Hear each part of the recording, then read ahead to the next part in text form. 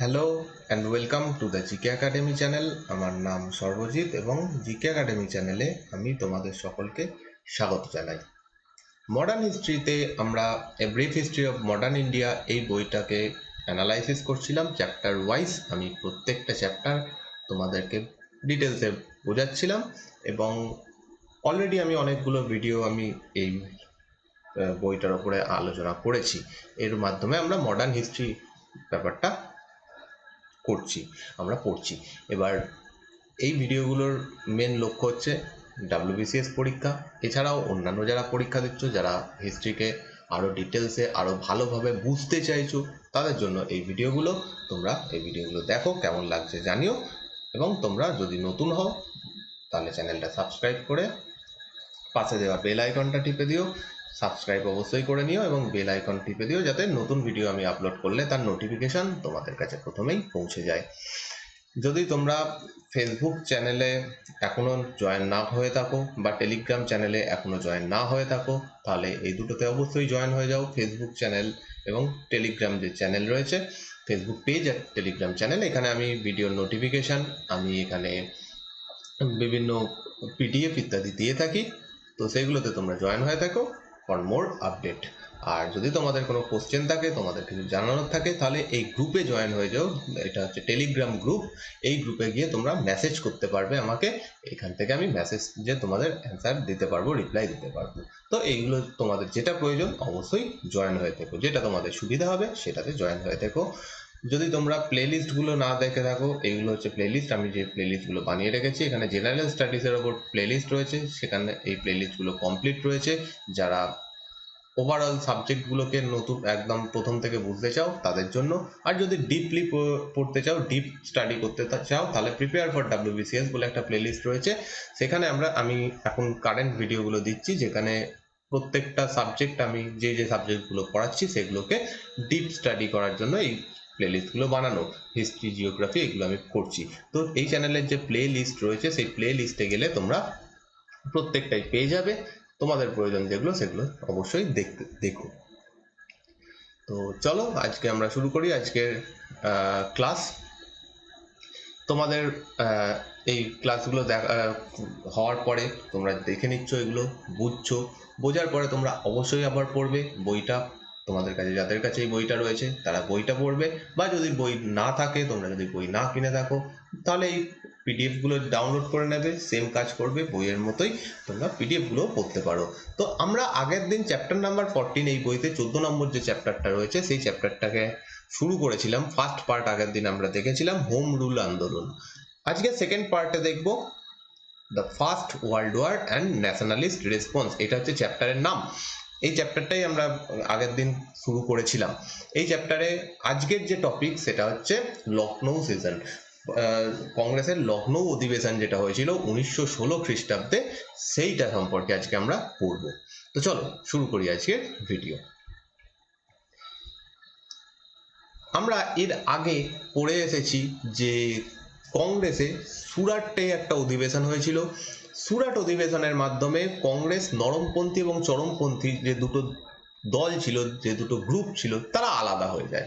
কংগ্রেস ছেড়ে চরমপন্থীরা বেরিয়ে আসে এবং নরমপন্থীরা থেকে যায়, এবং এর ফলস্বরূপ না কংগ্রেসের নরমপন্থীদের সুবিধা হয়েছিল, না যারা বেরিয়ে এসেছিল অর্থাৎ চরমপন্থী তাদের কোনো সুবিধা হয়েছিল। কারণ নরমপন্থীদের গ্রহণযোগ্যতা কমে গেছিল, আর চরমপন্থীদের একটা প্রপার অর্গানাইজড একটা অর্গানাইজেশন ছিল না, যেখানে তারা সংগঠিতভাবে আন্দোলন করতে পারবে। তো দুই পক্ষ কারোরই এটাতে সুবিধা হয়নি। সুবিধা যদি বলো কাদের হয়েছিল, সেটা হচ্ছে ব্রিটিশদের। ব্রিটিশদের ক্ষেত্রে এটা বিভাজনের ফলে তাদের পক্ষে এটা সুবিধা হয়েছিল যে প্রপার একটা সংগঠিত আন্দোলন এই সময় হচ্ছিল না। এরপরে আমরা দেখেছিলাম হোম রুল লীগ, যে home rule League Congress support না করলেও কংগ্রেসের অনেকে হোম রুল লীগে জয়েন করেছিল। অনেক নরমপন্থী লিডার হোম রুল লীগকে সাপোর্ট করেছিল, চরমপন্থী লিডাররা হোম রুল লীগে জয়েন করেছিল। তো সেই আন্দোলনটা আমরা দেখেছিলাম। এবং সেইখানে আমরা দেখেছিলাম যে বালগঙ্গাধর তিলক এবং অ্যানি বেসান্ত দুজনেই চেষ্টা করছিলেন কি করে আবার নরমপন্থী এবং চরমপন্থীদের মধ্যে মিলন ঘটানো যায়, কিভাবে তারা আবার কংগ্রেসের মধ্যে একত্রিতভাবে কাজ করতে পারেন। এবং সেইখান থেকেই 1916 খ্রিস্টাব্দে আমাদের এই লখনৌ সেশন বা লখনৌ অধিবেশনের কনসেপ্টটা আসছে। এই অধিবেশনেই এসে পুনরায় নরমপন্থী এবং চরমপন্থীদের মধ্যে একটা মিল, আবার একটা তারা এক জায়গায় এসে কাজ করতে শুরু করে। তাছাড়াও এই অধিবেশনের আরো একটা সুবিধা, মানে আরো একটা গুরুত্ব হচ্ছে এই অধিবেশনে মুসলিম লীগ এবং কংগ্রেসের মধ্যে একটা সহাবস্থান স্থাপন হয়।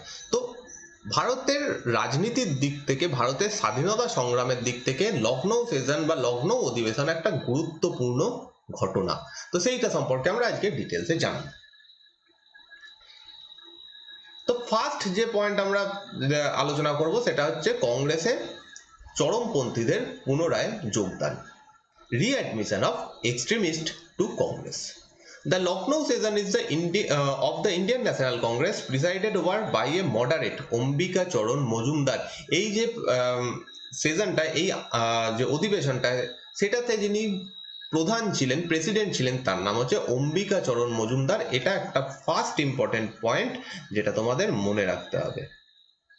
প্রথম ইম্পর্টেন্ট পয়েন্ট এটাই যে এখানে যিনি প্রেসিডেন্ট ছিলেন তার নাম হচ্ছে অম্বিকা চরণ মজুমদার, এবং ইনি একজন মডারেট লিডার ছিলেন, নরমপন্থীর লিডার ছিলেন। কিন্তু তা সত্ত্বেও এই অধিবেশনে আমরা দেখব যে কংগ্রেসের মধ্যে দুই পক্ষের মিলন ঘটছে, এবং এই কাজে দুজন সব থেকে বেশি মানে ভূমিকা পালন করেছেন। একজনের নাম বালগঙ্গাধর তিলক, অন্যজন হচ্ছেন অ্যানি বেসান্ত। তো finally readmitted the extremist led by the Tilak to the Congress. তো তিলকের নেতৃত্বে চরমপন্থীরা কংগ্রেসে পুনরায় এখানে যোগদান করে।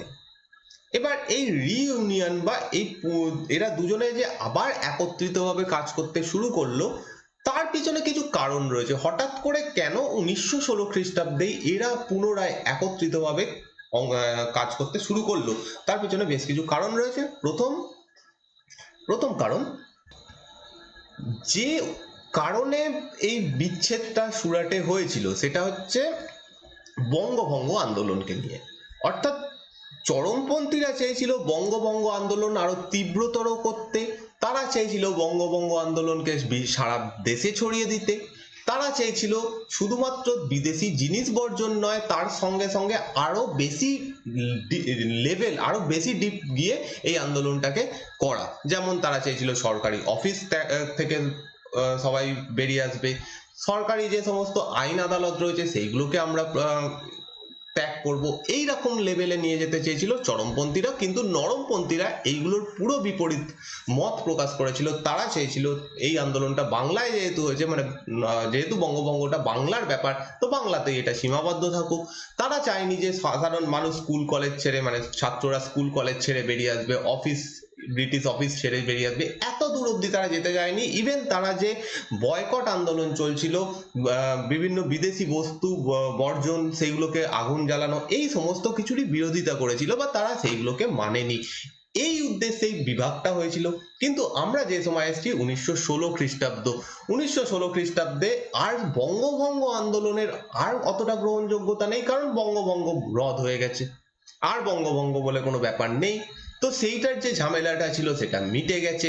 অতএব পুরনো যে কন্ট্রোভার্সি গুলো ছিল, পুরনো যে কারণগুলো ছিল, সেইগুলো এই সময় ইরিলিভেন্ট হয়ে যাচ্ছে, মিনিংলেস হয়ে যাচ্ছে। তো সেটা একটা বড় কারণ যে দুজনে আবার পুনরায় একত্রিত হচ্ছে।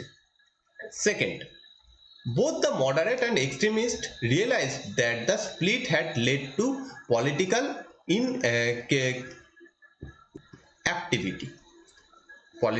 inactivity, অর্থাৎ যেটা একটু আগে বলছিলাম, দুই পক্ষের কারোরই এখানে কোনো লাভ হয়নি, এবং দুজনেই বুঝতে পারছিল যে অ্যাকচুয়ালি এই ভাঙনের ফলে কোনো লাভ হচ্ছে না। কংগ্রেস এই সময় পুরোপুরি ইরিলিভেন্ট একটা অর্গানাইজেশনে পরিণত হয়েছে, কংগ্রেসের গ্রহণযোগ্যতা পুরোপুরি কমে গেছে।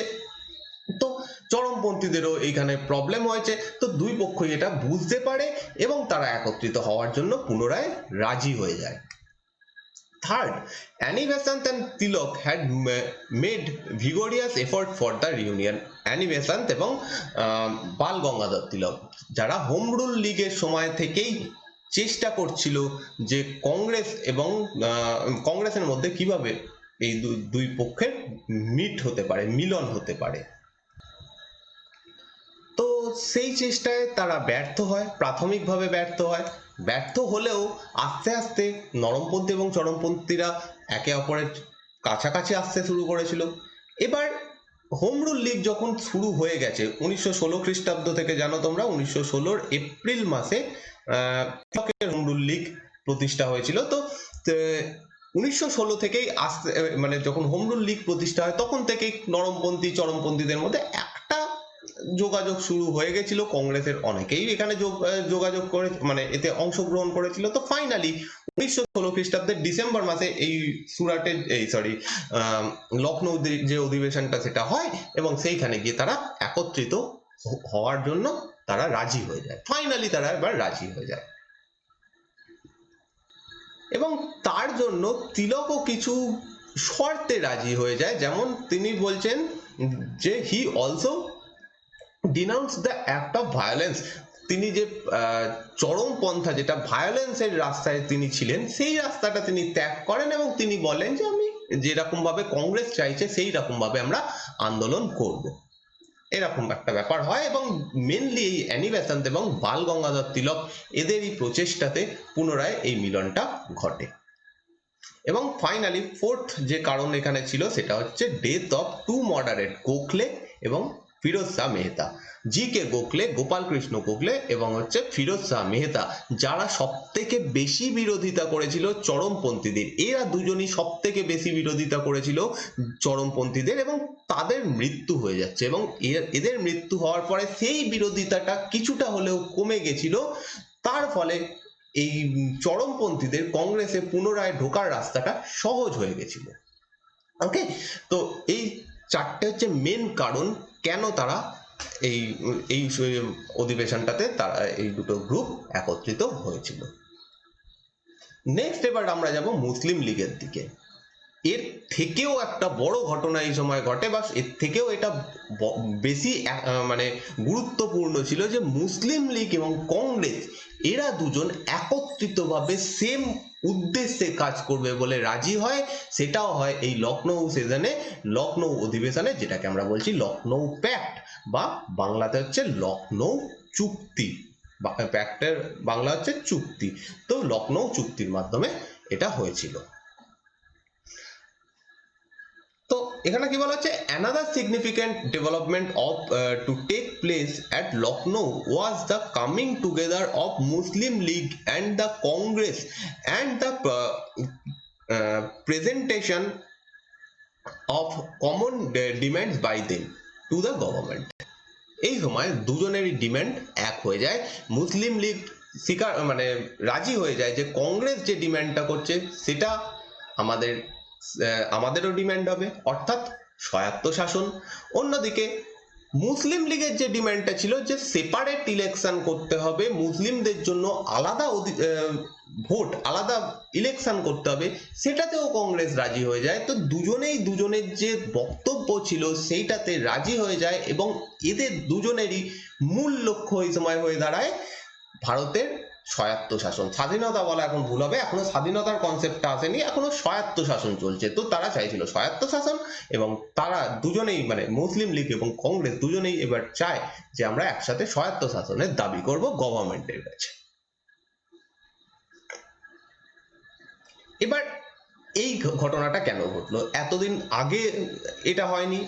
এর আগেও দেখে এসেছি যে মুসলিম লীগ প্রতিষ্ঠা হওয়ার মেন কারণ হচ্ছে কংগ্রেসের বিরোধিতা করা।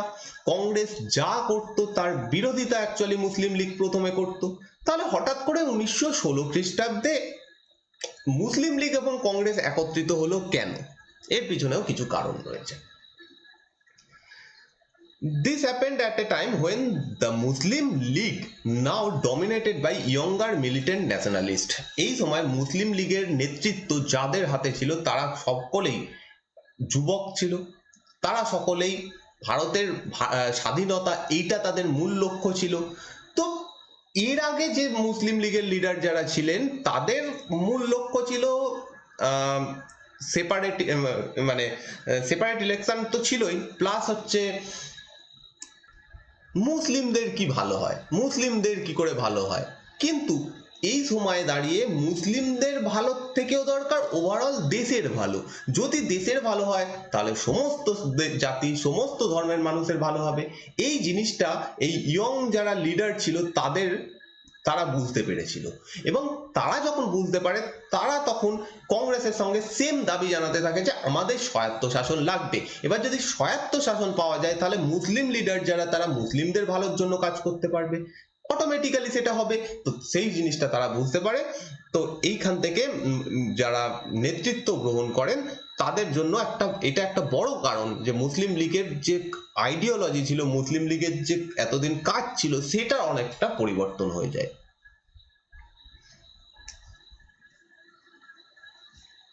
তো রিজন গুলো আমরা এক এক করে দেখবো যে কেন মুসলিম লীগের মধ্যে এই চেঞ্জটা হলো। এটা তো সব থেকে বড় কারণ যেটা বললাম, যে ইয়ং লিডার যারা ছিল তারা তাদের যে কনসেপ্টটা ছিল, তাদের যে লক্ষ্য ছিল, সেটা সম্পূর্ণভাবে চেঞ্জ হয়ে গেছিল। অন্যান্য অনেক কিছু কারণ ছিল। প্রথম কথা হচ্ছে ব্রিটেন। ব্রিটেন যখন প্রথম বিশ্বযুদ্ধে অংশগ্রহণ করে এবং উল্টো দিকে যখন তুর্কি ব্রিটেনের বিপক্ষে লড়াই করে, তখন মুসলিমরা পুরোপুরি ব্রিটিশ বিরোধী হয়ে যায়।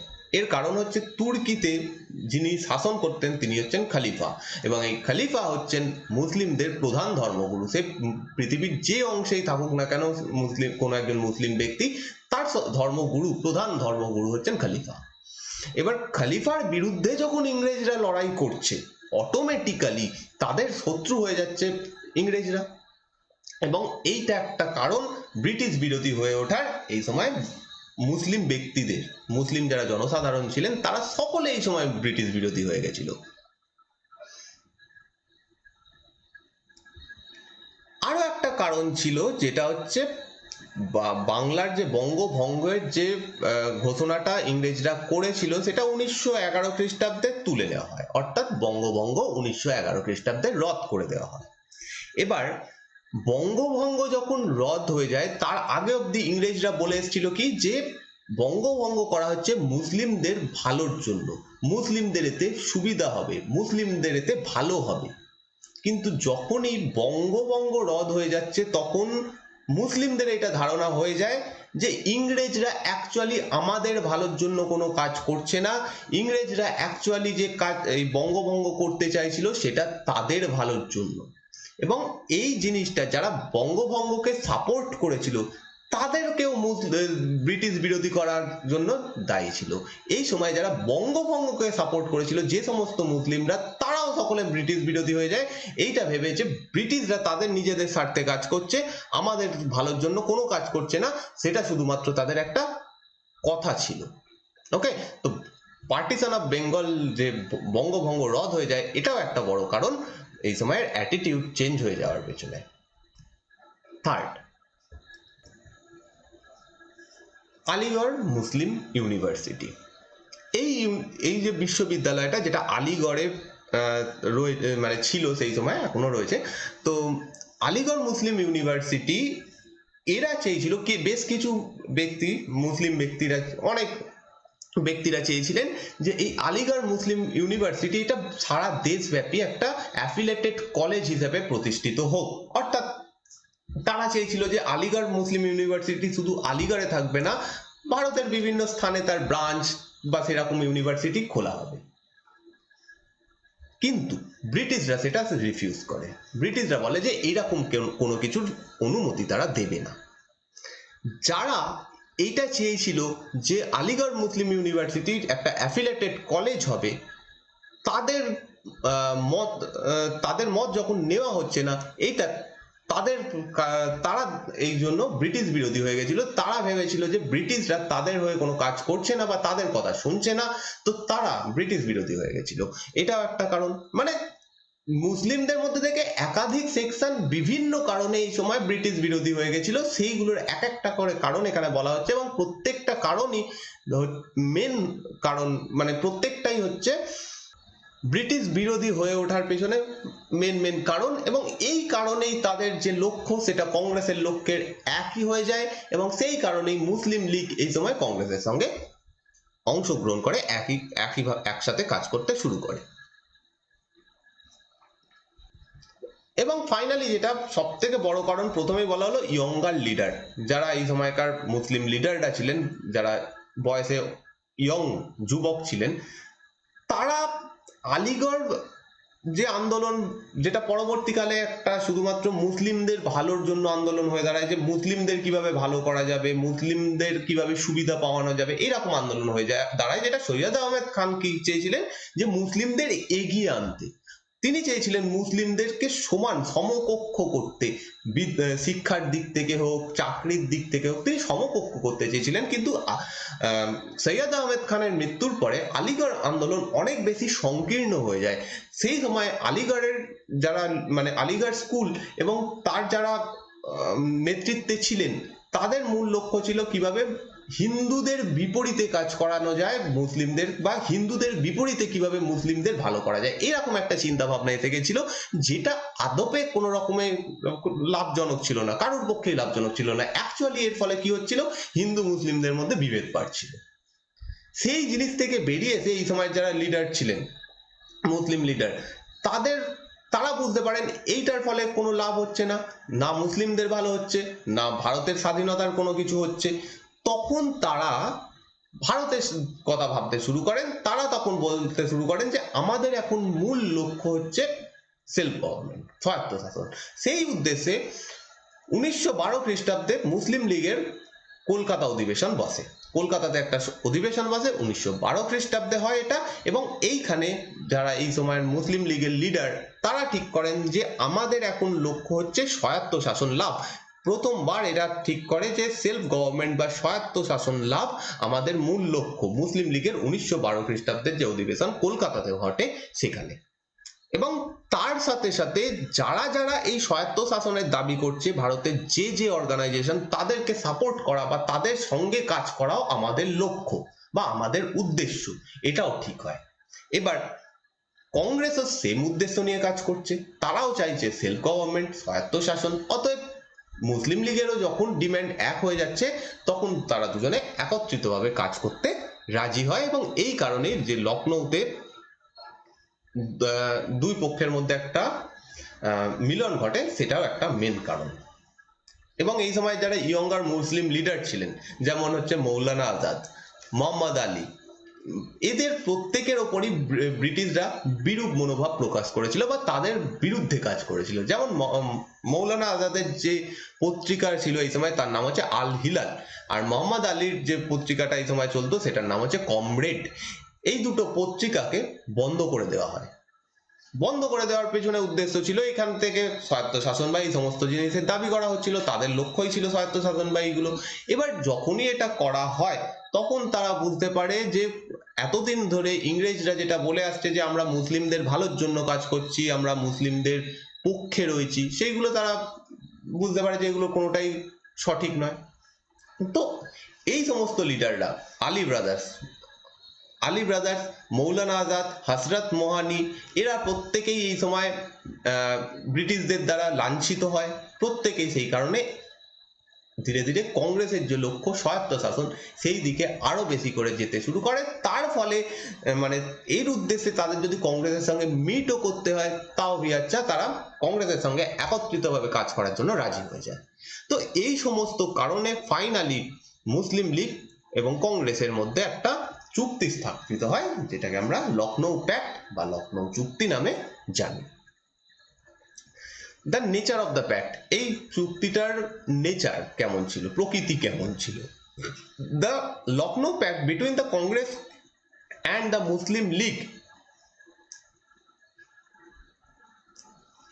The Lucknow Pact between the Congress and the Muslim League could be considered as an important event in the course of nationalistic struggle for freedom. অবশ্যই এটা একটা বড় ব্যাপার ছিল, যেখানে ভারতের সবথেকে বড় দুই শ্রেণী, দুটো দল এই সময়, একটা হচ্ছে কংগ্রেস, অন্যদিকে একটা হচ্ছে মুসলিম লীগ, তারা যদি একত্রিত হয় এবং তারা যদি একত্রিত ভাবে কোনো একটা ডিমান্ড করে, তার গ্রহণযোগ্যতা, তার প্রভাব অনেক বেশি ছিল। সেই কারণে এই ঘটনাটা আমাদের ইতিহাসের একটা বিশাল বড় ঘটনা।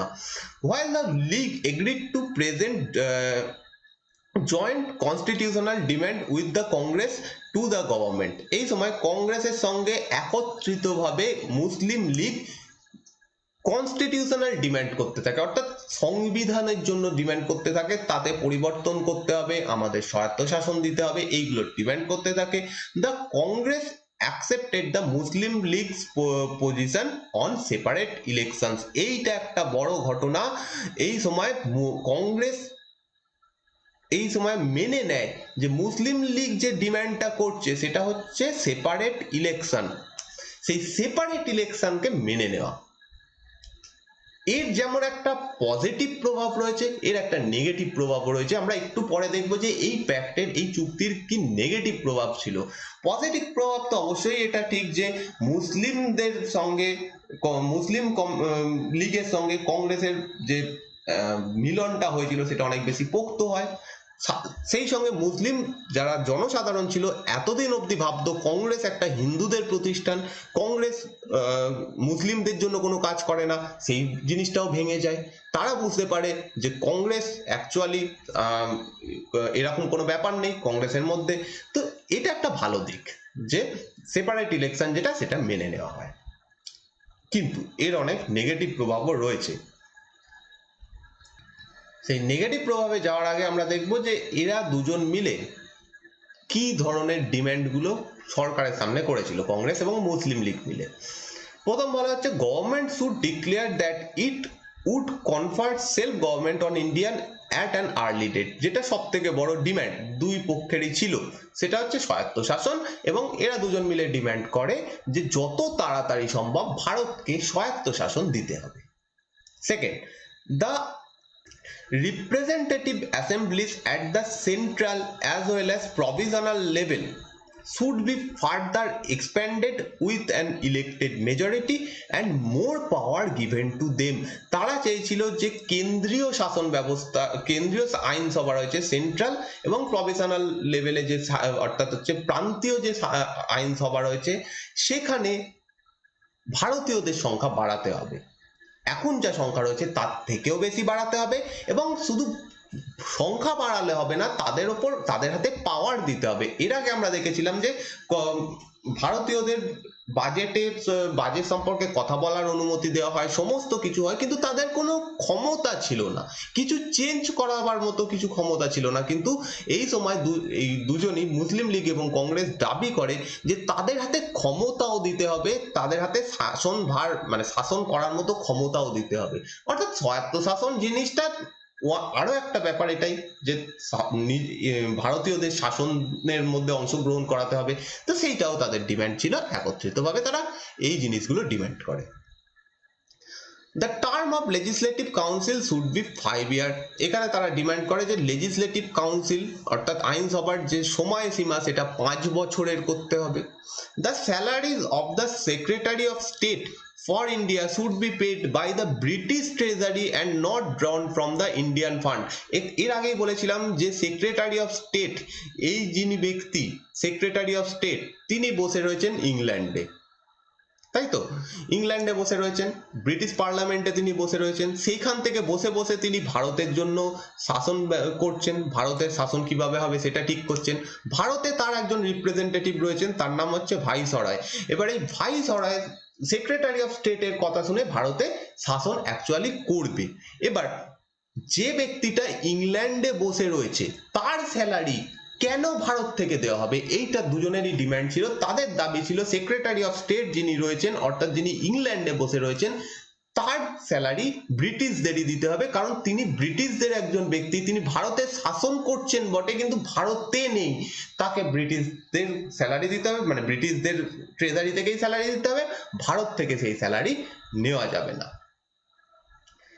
এবং তারা আরো দাবি করে half the members of the viceroy and provisional governors executive council should be Indian. তো তারা দাবি করে যে যাই মেম্বার হোক না কেন, সেটা ভাইসরয়ের যে কাউন্সিল, ভাইসরয় যেটা বললাম, ভাইসরয় এখানে শাসন করছেন ভারতে, ইনি মানে সেক্রেটারি অফ স্টেট, যে শাসনগুলো প্রবর্তন করছেন ভাইসরয় সেটা ভারতে ইমপ্লিমেন্ট করছেন। এবার ভাইসরয় নিজে নেই, তার একটা কাউন্সিল রয়েছে, সেখানে বেশ কিছু ব্যক্তিরা রয়েছেন,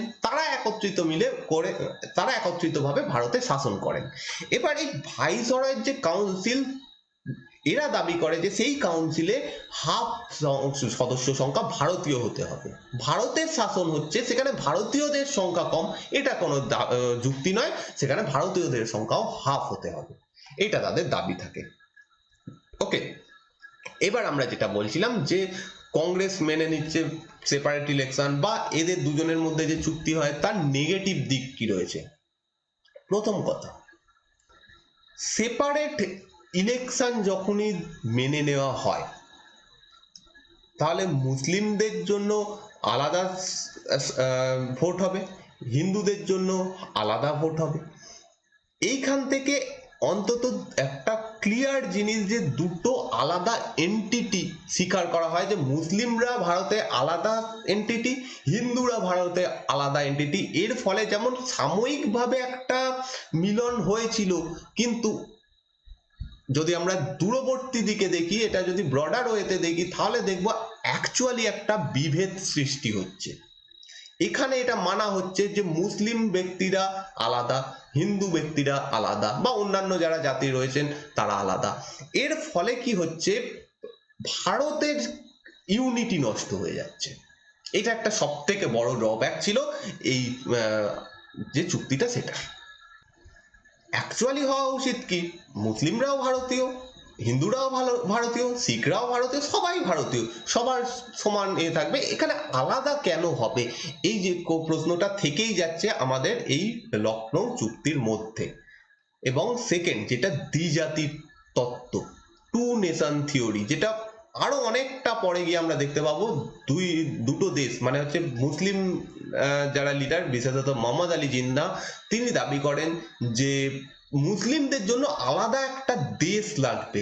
সেইটার কনসেপ্টটা এইখান থেকেই শুরু হয়ে যায়। এখনো তার প্রভাব আমরা দেখতে পাচ্ছি না, কারণ এখন মনে হচ্ছে যে দুজনের মধ্যে মিলন হয়েছে, হিন্দু মুসলিমের মধ্যে ইউনিটি এসেছে, কংগ্রেস মুসলিম লীগ একত্রিতভাবে কাজ করছে, কিন্তু আদতে এই জিনিসটাই পরবর্তীকালে দ্বিজাতি তত্ত্বের জন্ম দেবে। এইখান থেকেই দ্বিজাতি তত্ত্ব ব্যাপারটা উঠে আসবে। এবং ফাইনাল যে ড্রব্যাকটা, সেটা বলা যেতে পারে, এই যে চুক্তিটা হয়েছিল মুসলিম লীগ এবং কংগ্রেসের মধ্যে, এই চুক্তিটা শুধুমাত্র লিডারদের মধ্যে চুক্তি ছিল, কিছু মুসলিম লিডার এবং কিছু কংগ্রেসি লিডার, এরা দুজন মেনেছিল যে আমরা একত্রিতভাবে আন্দোলন করব। আদতেও কি সাধারণ মানুষের মধ্যে এটা পৌঁছেছিল? সেটা একটা বড় প্রশ্ন, কারণ এই সময় সাধারণ মানুষের মধ্যে কিন্তু এইগুলো পৌঁছয়নি। এরপরে অনেকগুলো কমিউনাল রায়ট হয়, হিন্দু মুসলিমদের মধ্যে লড়াই হয়।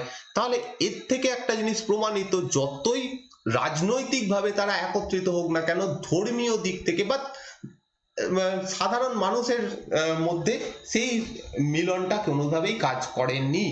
যে হিন্দু মুসলিমরা অ্যাকচুয়ালি, এখানে বলা হচ্ছে যেটা, secondly, while the leaders of the two groups came together, effort to bring together the masses from two communities were not consider. সাধারণ মানুষের এখানে কিছু ভাবাও হয়নি, সাধারণ মানুষ কি একত্রিত হচ্ছে, তারা একত্রিতভাবে থাকছে, বা তাদের যে আইডিওলজি সেটা কি মিটছে, সেটাও কিছু ভাবাই হয়নি। এটা একটা বড় ড্রব্যাক ছিল। এইগুলো হচ্ছে আমাদের ড্রব্যাক। ফাইনালি আমরা লখনৌ চুক্তি বা লখনৌ প্যাক্ট সম্পর্কে বুঝলাম। এবার আমরা যে জিনিসটা দেখবো সেটা হচ্ছে মন্টেগুর ঘোষণা, Montagu statement of August 1917। Montagu ইনি হচ্ছেন সেই সময়ের সেক্রেটারি অফ স্টেট, অর্থাৎ ভারত সচিব, বাংলায় যাকে বলা হয় ভারত সচিব। তিনি, এনার পুরো নাম হচ্ছে এডওয়ার্ড স্যামুয়েল মন্টেগু। ইনি সেই সময় ভারত সচিব ছিলেন এবং 20 আগস্ট 1917, ডেটটা ইম্পর্টেন্ট, 20 আগস্ট 1917 তিনি ব্রিটিশ পার্লামেন্টে in the British house of Commons in what has come to be known as the August Declaration of 1917, তো তিনি ব্রিটিশ পার্লামেন্টে একটা ঘোষণা করেন বা একটা স্টেটমেন্ট দেন। সেই স্টেটমেন্টটাই মন্টেগুর ঘোষণা নামে পরিচিত বা আগস্ট ডিক্লারেশন, আগস্ট ঘোষণা নামে পরিচিত। 1917 খ্রিস্টাব্দে এটা দেওয়া হয়। তার আগে তোমাদের জানতে হবে এই হাউস অফ কমন জিনিসটা কি। আমাদের যেমন রাজ্যসভা এবং লোকসভা রয়েছে বর্তমানে, অর্থাৎ রাজ্যসভা হচ্ছে আপার হাউস, লোকসভা হচ্ছে লোয়ার হাউস। ব্রিটিশদের পার্লামেন্টেও সেম 2 কক্ষ বিশিষ্ট তাদের পার্লামেন্ট। একটা কক্ষ হচ্ছে হাউস অফ লর্ডস, আর সেকেন্ড হাউস হচ্ছে হাউস অফ কমন্স। ওকে, এক কথায় হচ্ছে আমাদের যেরকম রাজ্যসভা, ওদের সেমনি ভাবে হাউস অফ লর্ডস। আমাদের যেমন লোকসভা, তেমনি ভাবে ওদের হাউস অফ কমন, অর্থাৎ হাউস অফ লর্ডস হচ্ছে উচ্চকক্ষ, হাউস অফ কমন হচ্ছে নিম্নকক্ষ। তো যে ভারত সচিব এই সময় নিযুক্ত হতেন, তিনি এই হাউস অফ কমনে বসতেন, লোকসভাতে বসতেন। ক্লিয়ার? এবার এইখানে তিনি একটা ডিক্লারেশন বা একটা ঘোষণা করেন। সেই ঘোষণাটা হয় 1917 খ্রিস্টাব্দের 20 আগস্ট, এবং এই ঘোষণাটাই আগস্ট ডিক্লারেশন বা মন্টেগুস ডিক্লারেশন বা মন্টেগুর স্টেটমেন্ট নামে পরিচিত। এই ঘোষণার মাধ্যমে গভর্নমেন্ট, ব্রিটিশ গভর্নমেন্ট এইটা মানে যে ভারতকে সেলফ গভর্নমেন্ট দেওয়া হবে, স্বায়ত্ত শাসন দেওয়ার উদ্দেশ্যেই ব্রিটিশ গভর্নমেন্ট ভারতে শাসন করছে। ব্রিটিশরা ভারতে শাসন কেন করছে?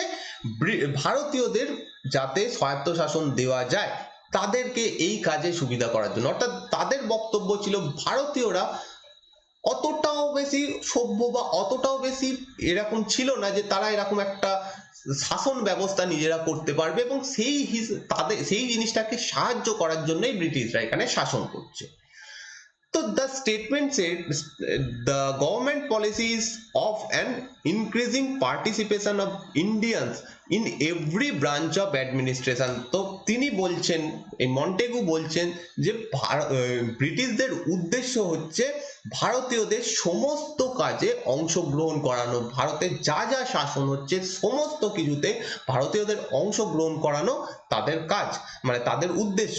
and gradual development of self governing institution with a view to the progressive realization of responsible government in India as an integral part of the British Empire।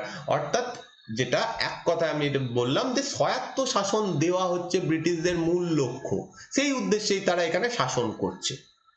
অতএব এইখান থেকে একটা জিনিস আমরা বুঝতে পারছি, ব্রিটিশরা স্বায়ত্ত শাসন দিতে চাইছে, যেটা এতদিন ধরে আমাদের কংগ্রেস ডিমান্ড করে আসছে, যেটা এই সময় মুসলিম লীগেরও ডিমান্ড ছিল, যেটা এই সময় যারা চরমপন্থী লিডার ছিল তাদেরও ডিমান্ড ছিল যে আমাদের স্বায়ত্ত শাসন দিতে হবে। তো এই ঘোষণাতে আমরা একটা জিনিস বলতে পারি যে attainment of self government for Indians now became a government policy. তো এই সময় থেকে, মন্টেগুর ঘোষণা থেকে ভারতে স্বায়ত্ত শাসন দেওয়া ব্রিটিশ গভর্নমেন্টের পলিসি হয়ে দাঁড়ায়, এবং এর ওপরে নির্ভর করেই আমরা দেখব যে মন্টেগু চেমসফোর্ড সংস্কার আইন পাস হবে, যেটা আমাদের পরের দিনের টপিক থাকবে। তাহলে মরলে মিন্টো আইন, যেটা আমরা দেখে এসেছি এর আগে, মরলে মিন্টো সংস্কার আইন, যেটা 1909 খ্রিস্টাব্দে দেওয়া হয়েছিল, সেটার সঙ্গে এই মন্টেগু চেমসফোর্ড যে সংস্কার আইন, বা আমরা এখন মন্টেগু চেমসফোর্ড সংস্কার আইনে যেহেতু যাইনি, তো মন্টেগুর যে ঘোষণা ছিল সেই ঘোষণার একটা বড় সড়ো তফাৎ রয়েছে। মরলে মিন্টোতে বলা হয়েছিল যে ভারতীয়দের স্বায়ত্ত শাসন দেওয়ার সময় এখনো আসেনি, ভারতীয়রা স্বায়ত্ত শাসন পাওয়ার মতো এখনো ক্ষমতা তাদের আসেনি, কিন্তু মন্টেগু চেমসফোর্ডে এটা মানা হয় যে আমরা স্বায়ত্ত শাসন দিতে চাইছি। এটা একটা বড় চেঞ্জ, এটা একটা বড় ঘোষণা ছিল। কিন্তু এখানেও প্রবলেম ছিল না তা নয়। এখানের মেন প্রবলেম যেটা ছিল, কবে দেওয়া হবে, no specific time frame was given. অর্থাৎ এক কথায় বলতে পারো, মন্টেগু চেমসফোর্ড যে সংস্কার আইন যেটা পরের দিন দেখব, বা মন্টেগু যে ঘোষণা এখন দেখছি করেছেন, সেই ঘোষণার মাধ্যমে ভারতীয়দের লোভ দেখানো হচ্ছে। ভারতীয়রা বহুদিন ধরে দাবি করছে, তাদেরকে একটা লোভ দেখানো, তাদের একটা আশা দেওয়া যে হ্যাঁ আমরা তোমাদের দিতে চাইছি, কিন্তু কবে সেটার কোনো উত্তর দেওয়া হয় না। কবে তারা স্বায়ত্তশাসন দিতে চাইছে সেটার কোনো কিছু বলা হচ্ছে না। স্বাভাবিকভাবে ভারতীয় লিডাররা এটাকে মানবে না। পরের দিন আমরা এটা দেখব। না মানাই কারণ এই সময় দেওয়া হলো, দিয়ে বলা হলো হয়তো 10 বছর পরে, 20 বছর পরে আমরা দেব। ভারতীয়রা কেন মানবে? ভারতীয়দের দাবি ছিল স্বায়ত্তশাসন দিতে হবে, প্লাস এখনই দিতে হবে, এই সময় দিতে হবে। সেইটাই তো এখানে মানা হচ্ছে না। ওকে, তো এই হচ্ছে মেন ব্যাপার। এই টপিক এখানেই আজকে শেষ হচ্ছে। নেক্সট দিনের আমরা টপিকে মন্টেগু চেমসফোর্ড সংস্কার আইন সম্পর্কে ডিটেলসে আলোচনা করব। আমরা বুঝবো ব্যাপারগুলো। অ্যাকচুয়ালি আমরা এখান থেকে বোঝার চেষ্টা করছি যে কি হয়েছিল এই সময়, শুধু মুখস্থ না করে আমি তোমাদেরকে ধীরে ধীরে বোঝানোর চেষ্টা করছি, এবং এইভাবে আমি পুরো মডার্ন হিস্ট্রি তোমাদের জন্য কমপ্লিট করব। যদি তোমাদের ভালো লাগে ভিডিওগুলো, অবশ্যই লাইক করো, আর যদি তোমরা নতুন হও চ্যানেলে সাবস্ক্রাইব করে নিও। তো thank you for watching this video. আবার দেখা হচ্ছে পরের দিনের ভিডিওতে। Thank you.